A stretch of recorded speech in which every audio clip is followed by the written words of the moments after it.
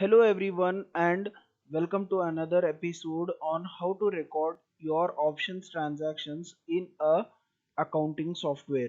Here I'll be using Tally accounting software to record the options transactions in my accounting software so that it will be easy for me at the end of the financial year in filing my income tax returns as well as assessment of my profit or loss from options transactions. So here I have a contract note using which I'll be showing you how to record these transactions. And before we proceed, let me clear that these option transactions will basically be treated as your business income. Depending upon the case, if it is a loss, then it will be treated as business loss, and if there is any income, it will be treated as business income. So here in my Tally accounting software, I have created majorly three ledgers which are frequently used by me. So first is your brokerage, whatever the brokerage charges that you will end up paying to your broker. Then we have options premium, it might be negative premium or positive premium, that is your gross loss or gross profit. And then comes your securities transactions tax and other expenses.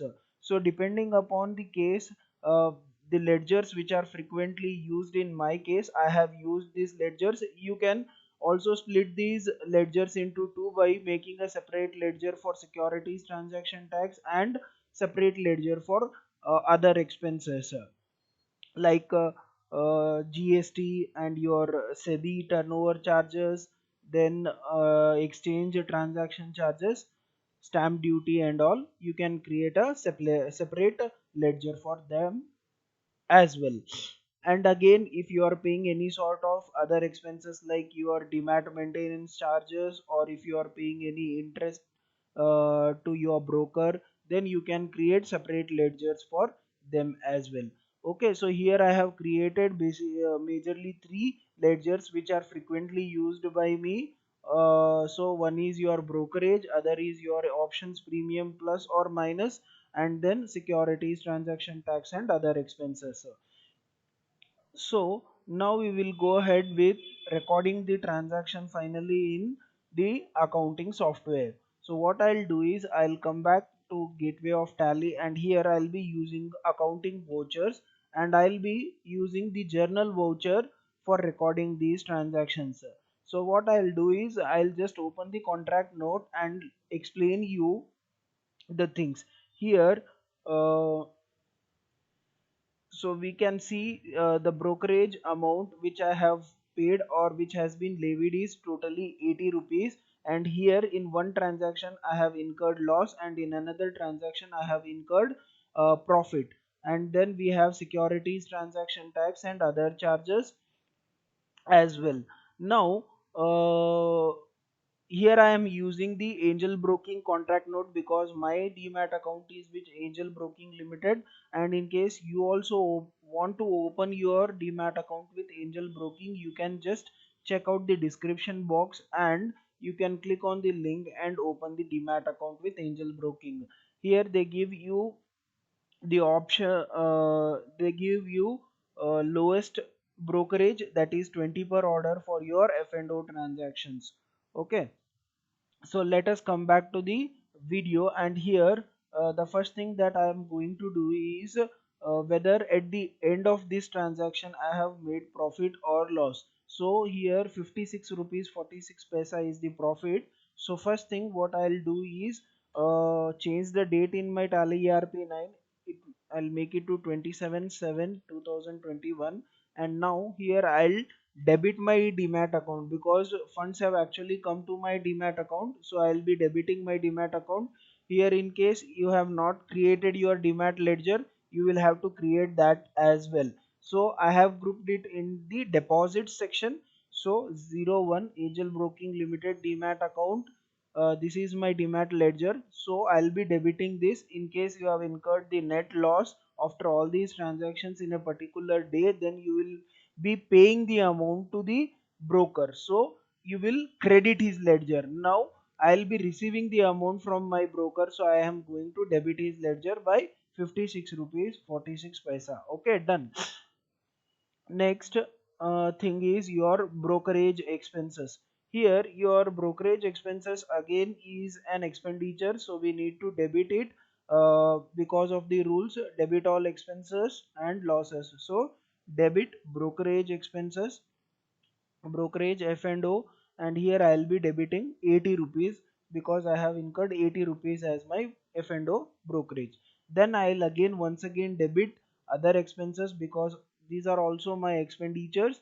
So totally 24.54 plus 4 rupees, 28.54 are the other expenses. So securities, transaction tax and other expenses relating to my futures and options. So 28.54.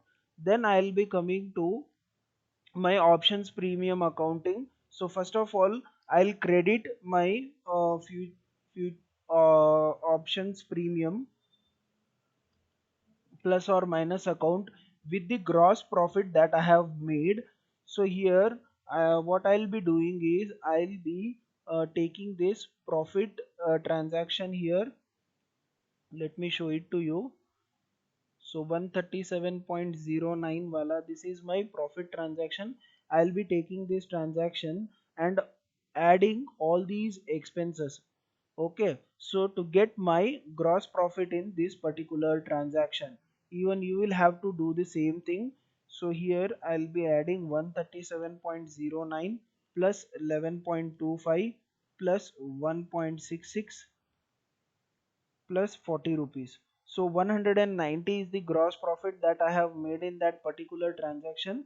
I'll be crediting the options premium positive or negative account with that 190 because it is the profit in that particular transaction, and again I'll be debiting the options premium uh, account with the negative, that is the loss that I have incurred in the another transaction that I took or another trade that I took. So here I'll be again taking you to my contract note, and here it is 80.63. Out of this 80.63 I have to remove the loss expenditures, that is 40, 2.34 and 13.29. So I incurred a loss of 25 rupees. So I'll be recording that 25 rupees as a expenditure, that is debit to my options premium account.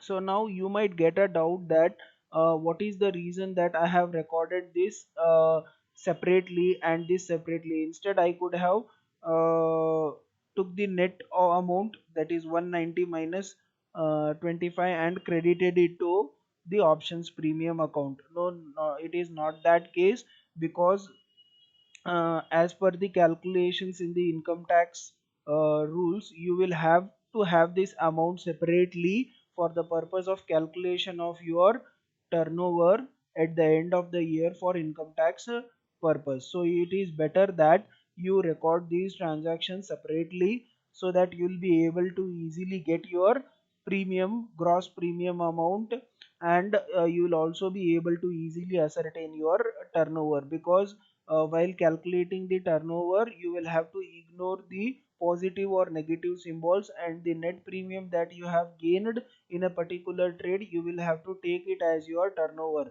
So here basically my turnover will not be 175 rupees, it will actually be 190 plus 25, that is 215 rupees is going to be my turnover for the purpose of income tax, even though the net of both these is 175, but for the purpose of income tax my turnover will be treated as 190 plus 25.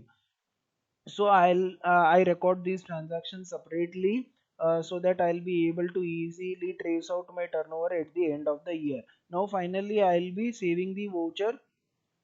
For that I'll press on enter key and then give the narration, that is being futures and being options transactions recorded as per contract note dated 27/7/2021. Okay, now I'll come to my P&L and show you how these transactions are going to reflect in my P&L. Here I'll be taking 27th July because I have recorded 27th July transactions, 27/7 to 27/7. So like this it will be appearing. The net is 165 rupees. Sorry, I told earlier as 175. So 160, and it will be appearing like this: 25 in the debit side and 90 in the credit side. In the similar manner, I have recorded all my previous transactions, so I will show you that also here. At the end of the year, you will be easily able to trace out your turnover, that is the credit side amount of the options premium as well as debit side amount of the options premium. You will have to club it to get your turnover of options trading. So 1858.52 plus 2728.72, it amounts to 4587.24. This is your turnover for the purpose of income tax in case of your options trading. Again, you will separately get all your expenses which you can easily deduct, that is your brokerage charges of F&O, and then securities transactions tax, and other charges. So that you will get separately, and in case you have any other expenses, you can separately create the ledgers for that, that is your interest expenses, demat charges, or any other penalties levied by your broker. So in this video that's it, and in case you have any doubts, you can post your doubts in the comment section. This is the method which basically I am using for recording my transactions. People might be using different methods to record their transactions, but the end of the day our objective is to get the information easily in hand for the purpose of filing our income tax returns, because at the end it becomes a hectic thing to give the information to our consultants for the purpose of filing the returns, information for the purpose of filing the returns. So in the next video I'll be also covering you with the transactions, like how to record your short-term capital gain transactions, long-term capital gain transactions. So stay tuned,